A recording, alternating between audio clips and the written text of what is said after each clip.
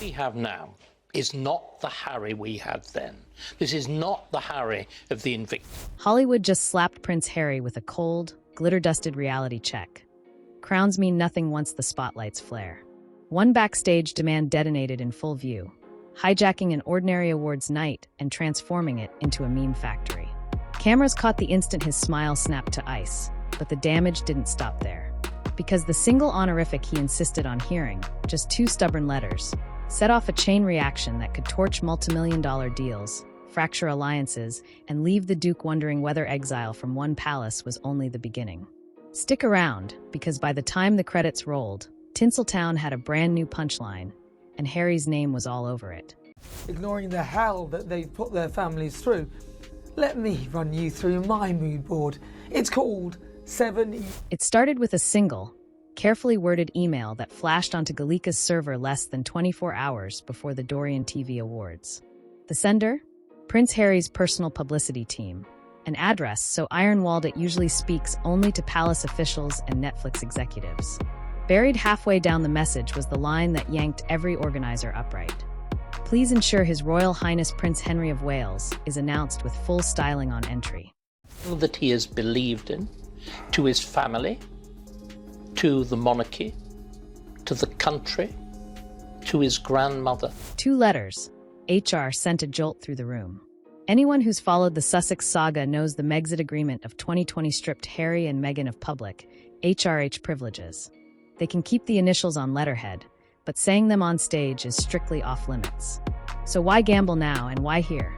Insiders say Harry's camp believed the Dorian Awards would be a soft target, progressive, celebrity-friendly, and thirsty for star wattage. The theory, one source claims, was simple. Slip the honorific back into conversation, let it trend, then argue that the public still sees him as royal. A stealth rebranding, executed under the shimmering lights of Hollywood. But the plan overlooked one huge detail.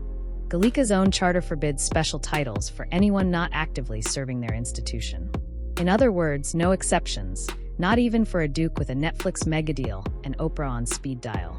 Tension crackled through back-channel phone calls.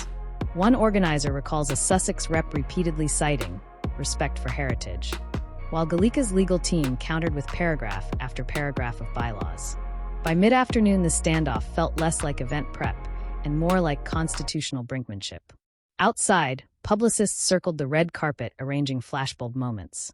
Inside, a 2-word prefix threatened to detonate the night before it even began. And Gallica's answer? That single decision would set off a chain reaction no royal spin doctor could stop.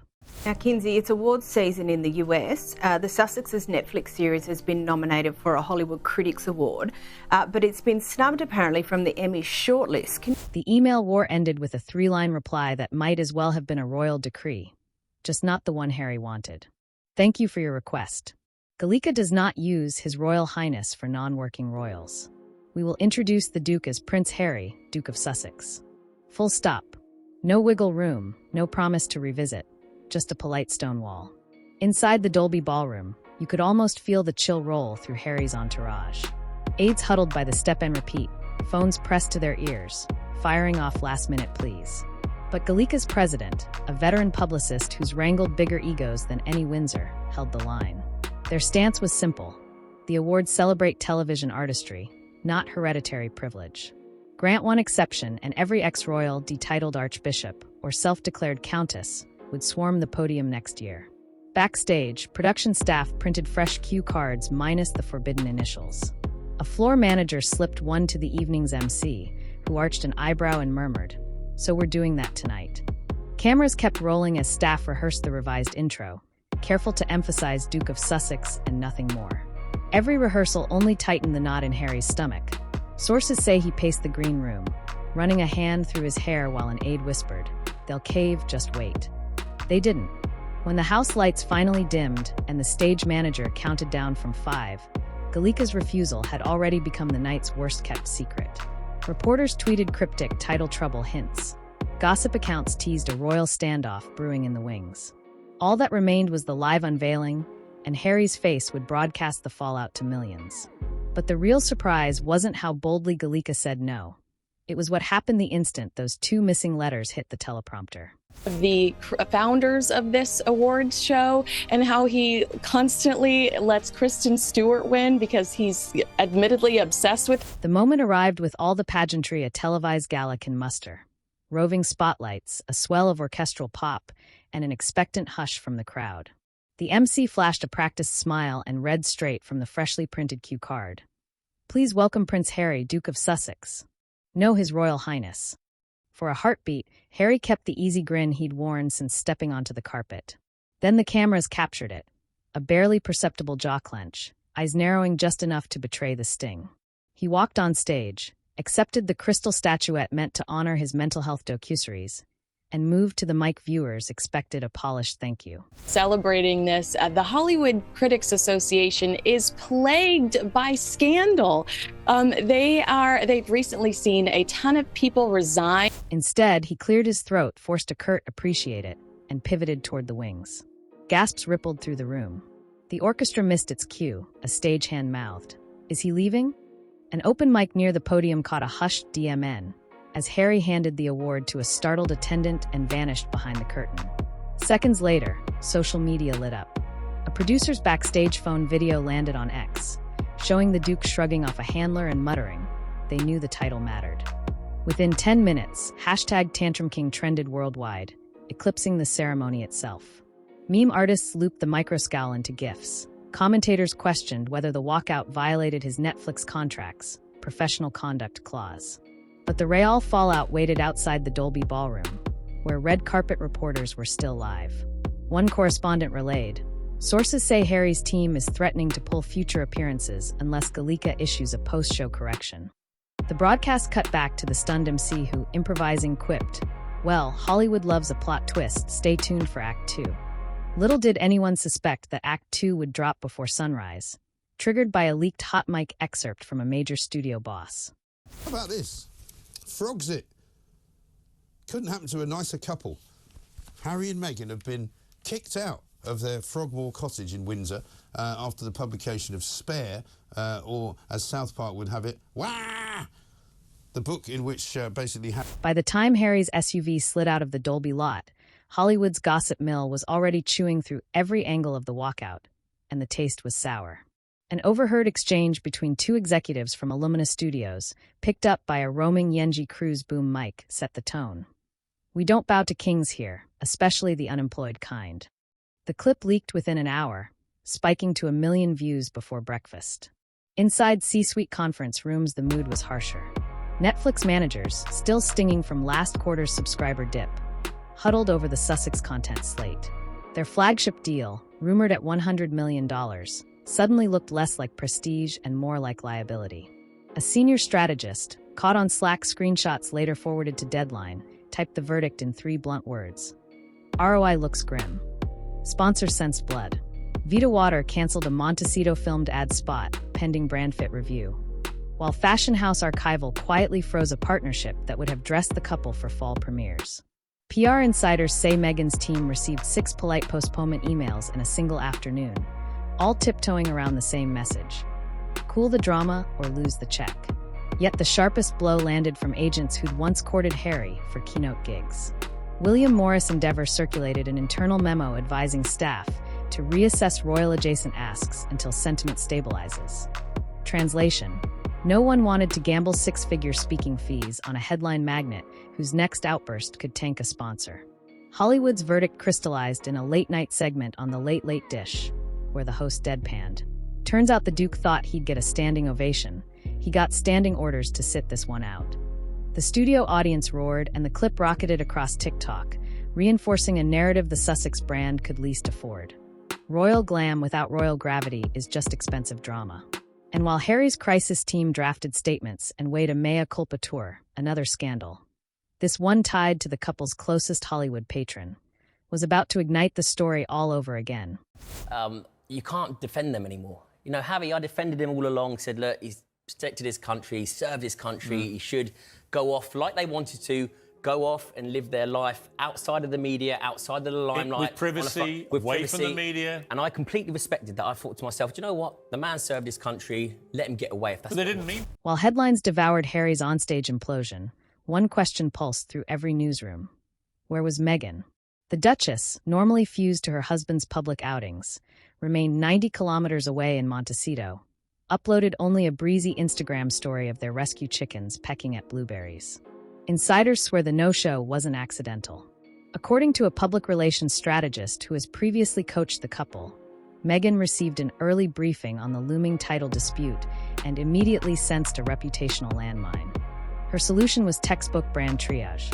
Detach from the scene, project domestic calm, and let any fallout cling solely to Harry. The same source claims a private group chat message spelled it out. One royally bad optic is better than two. The gamble paid at first. Tabloids framed her distance as shrewd foresight, praising her savvy sidestep. Yet backlash brewed beneath the compliments. Commentators on Royal Watch podcasts argued that abandoning Harry in the moment he needed solidarity undercut the power duo narrative the pair spent years curating. A viral TikTok stitched the chicken-feeding clip beside Harry's backstage meltdown, captioned wife mode, airplane, husband mode, turbulence. Financial partners took note. Brand alignment firm Beasley and Company advised clients that the Sussex's marketability now splits along individual lines, warning that joint endorsements risk double exposure to negative press. Within 48h, two wellness labels courting the couple pivoted. One began talks for a solo Meghan collaboration. The other shelved negotiations entirely. Behind Montecito's gates, the silence grew awkward. Sources close to Archewell reported tense strategy calls, in which Meghan's camp pushed for a measured response video emphasizing charitable work, while Harry's aides lobbied for a harder rebuttal against Gallica. Neither side budged, stalling the couple's united front just when unity mattered most. And the timing could not have been worse, because the very mentor who once flew them to safety after Megxit was about to face a multimillion-dollar lawsuit that threatened to drag the Sussex brand into an even darker storm. Just as the Sussex firestorm looked ready to cool, Hollywood hurled another grenade, this time with their daughter's godfather's name etched on the side. On Tuesday morning, court papers dropped accusing Tyler Perry Studios of a $260 million pattern of workplace intimidation and retaliation. The lawsuit read like a thriller. Late-night tirades over missed deadlines, crew members allegedly locked out for questioning safety, and one ex-staffer claiming she was paid to stay silent or stay gone. Ordinarily, Perry's crisis team would flood the press with earnest denials. This time, they went dark for 12 whole hours. Enough for commentators to draw a laser line straight to Montecito. After all, Perry isn't just any mogul. He's the man who housed Harry and Meghan when Buckingham Palace cut the security cord. He's Lilibet's godfather, the first person the couple thanked in that Oprah sit-down. So when news anchors asked, will the Sussexes speak up? And the pair offered nothing but crickets, the hypocrisy alarms blared. #activists pounced. #selective silence racked up 2 million tweets in a day, splicing Harry's mental health speeches beside the new allegations. One viral post read, "Advocate for victims. Unless the accused paid your rent?" Even allies winced. A crisis comms veteran noted that staying neutral looks less like loyalty and more like self-preservation. Brands already skittish from the awards fiasco saw the backlash and began plotting exits. According to insiders, at least 3 sponsors asked for morality clause reviews within hours. By week's end, the Sussexes found themselves boxed in. Defend a friend and risk endorsing bad behavior, or condemn him and torch a lifeline relationship. They chose option 3, silence, but the public wasn't having it. Pollsters scrambled to capture the fallout, and the numbers they uncovered were brutal. Pollsters barely finished fielding questions before the verdict crystallized. A staggering 72% of respondents sided with Gallica's no titles stance, while only 14% felt Harry had been wronged. Even in typically sympathetic age brackets, millennials and Gen Z, the Duke's favorability plunged 19 points overnight. The numbers came alive on social media. Dataviz whizzes posted bar charts showing Harry's approval line nosediving like a roller coaster. Meme pages slapped a plastic crown onto the graph's lowest dip, tagging it depths of Sussex. Late-night hosts pounced. One joked that Harry's Q-score now sits somewhere between spoiler alerts and robocalls. But sentiment wasn't just digital. A Hollywood Boulevard Street team ran an on-camera word association game. The most common pairing for Prince Harry was entitled. Even Royal Watch forums, normally split between ardent supporters and critics, found rare unity in eye-rolling at the Duke's insistence on letters he no longer officially owns. Brands took quantitative cues.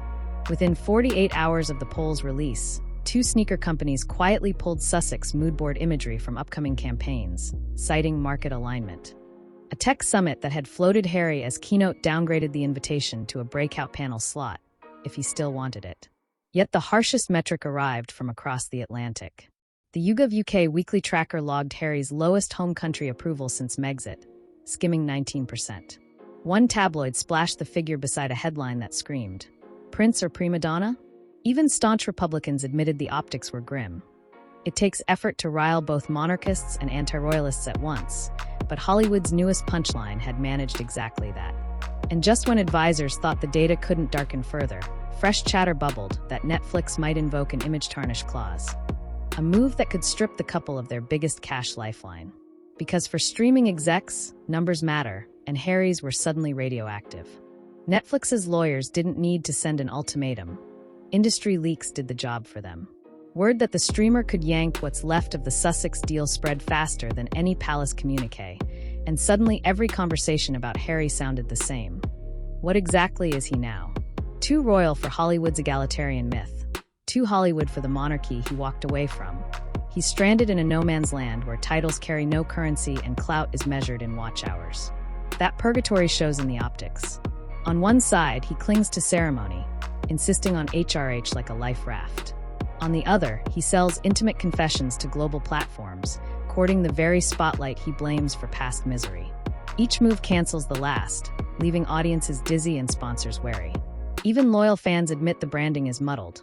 Wounded veteran, rebellious prince, wellness guru, Hollywood producer. Pick one, the comment sections beg. Behind the scenes, advisors pitch fixes. One camp urges a public renunciation of all titles, go full citizen, reclaim the underdog narrative. Another swears the crown is the only thing that still draws clicks. Drop it and you're just another celebrity hustling memoirs. Harry hesitates, and the indecision itself becomes a headline. When a figure built on certainty starts broadcasting doubt, the mystique collapses. Yet the story isn't finished. History loves a redemption arc, and few names still spark curiosity like a spare-turned renegade. Strip away the pomp, and there's a soldier who built Invictus from scratch, a dad trying to rewrite a blood-written script. The question is whether he'll let that human core speak louder than two gilded letters. Because in the end, Hollywood will forgive trouble, but it never bankrolls confusion. So the spotlight waits. Will Harry finally drop the crown, steady the brand, and earn a standing ovation on his own terms? Or will the tug-of-war between prince and producer keep shredding the very identity he's desperate to control? The next move is his, and this time no court, studio, or awards show can make it for him.